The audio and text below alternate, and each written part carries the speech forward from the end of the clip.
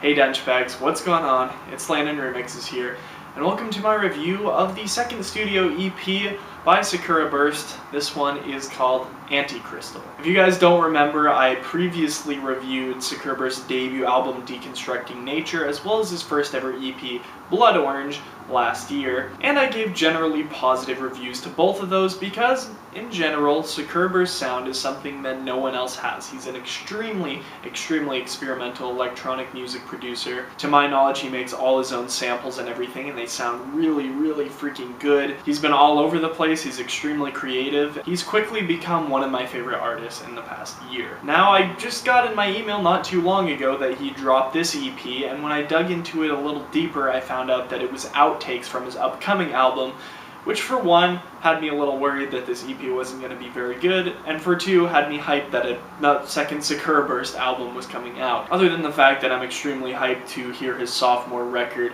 this EP actually isn't that bad. Although it is outtakes, and in some places you can kind of tell, this is still really good material given what it is. We've seen other artists like Shadian and Kendrick Lamar do this in the past few months, and it's worked out pretty good on both their parts, but I was excited to see what Sakuraburst would bring to the table as a different kind of artist. I think probably the two least memorable tracks on this EP are the drum and bass track Shaw and the title track ANTICRYSTAL, and really ANTICRYSTAL almost has no redeeming qualities about it. It's got a little bit of hip-hop influence, which is interesting. Honestly, it just wasn't extremely memorable. And then Shaw is this really hard and experimental drum and bass track, which I was digging in some places, but just honestly really wasn't doing much for me. I think this is the first time we've actually seen Sakuraburst dive full throttle into drum and bass for a full track. So it was interesting to hear, but just kind of hearing his standard samples laid over that just didn't really sound extremely interesting to me. I think it should stick a little bit closer to the electro,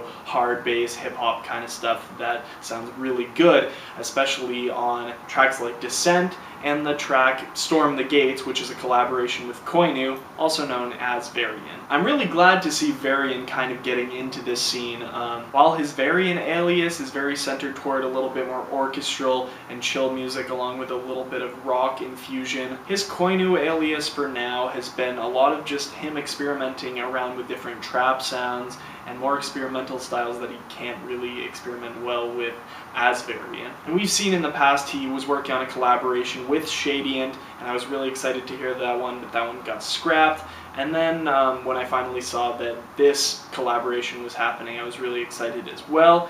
It's not absolutely fantastic, but it's really cool, and to see the hip-hop influence that Koinu brings to the table come in and kind of blend this track together, it sounds really cool. Just really noisy, bassy, and catchy the entire way through. And then probably my favorite track on the EP is a little bit of an oddity, Descent, the very first track on it. And to some degree it works, and some degree it doesn't. This track kind of sounds a little bit empty. And honestly, I'm thinking Sakuraburst did this on purpose, because if he hadn't, then I don't even think it would have made it onto this EP. There are a lot of spots where it sounds like his samples and drums are just coming in, and then there's absolutely nothing in the background. It leaves you with this feeling of sheer emptiness, which sounds really freaking cool, honestly. I think if a more amateur artist would have released something like this, I wouldn't have been as excited, but because he makes all these samples and everything, and they combine extremely well together, and it's just noisy all over the place, it made for one of my favorites on the EP. There are these really high-pitched noises that come in during certain parts of the second drop, which I think sounds so cool. It's one of my favorite aspects of the track. And while all of this combines together, I think he was probably one of the only artists who could have pulled off a song like this. And if he tries to continue into something the same style as this on his album, I'm going to be a little disappointed, just because this track was so unique from everything he's displayed before at this point. Definitely hoping to see another Koinu collab on the Sakuraburst album. Hopefully that'll happen. If not, I won't be completely disappointed, I guess. Hopefully that'll happen though, and hopefully we see a lot more awesome collaborators on the sophomore album. I'm gonna go ahead and toss this one a 5.5.